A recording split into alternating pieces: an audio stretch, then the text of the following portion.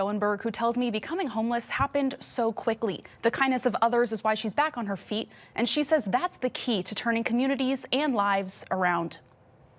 This happened out of nowhere. I was living a very happy life. Avi Schoenberg lives a seemingly normal life with an apartment in Collinsville and a job in Edwardsville. But from December 2022 to May 2023, she was homeless. A snowball effect that, I couldn't catch up with everything that was happening. Schoenberg took care of her dad for 3 years while he was sick before her mom died, and then her dad died 7 months later. All of her money, she says, went to their care and eventually their funerals. The next thing I knew, it was, well, where do I go? She went from different people's couches to eventually living in her car. My biggest fear was who's going to come knocking up on my window.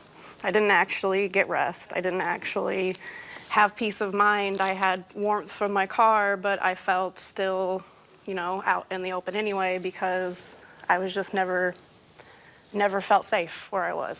That's when she got into contact with Michelle Babb with the Glen Ed Ministerial Alliance, who first gave her the money for one night in a hotel, which then turned into over a week. We were able to put together a lot of churches and a fund that everybody contributed to. The National Alliance to End Homelessness reports that in 2022, on any given night in Madison County, 96 people were homeless. Babb says the community needs to come together to figure out the barriers to access and what additional resources are needed. This is an issue and concern throughout the region. Where there are shelters, they fill up, and some still choose to remain on the streets. Advocates say all of this can't continue. Attention and help are needed. They are our neighbors. They don't happen to have a fixed address.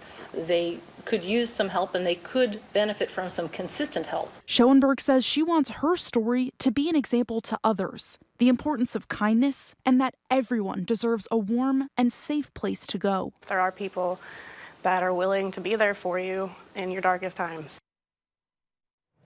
There are daily warming centers open in the winter in the Metro West and the Metro East, as well as overnight locations when temperatures drop even more. We have the full list of resources in our region in the First Alert 4 News app. Sam, Corey. All right, Shoshana, thank you. Let's pop out.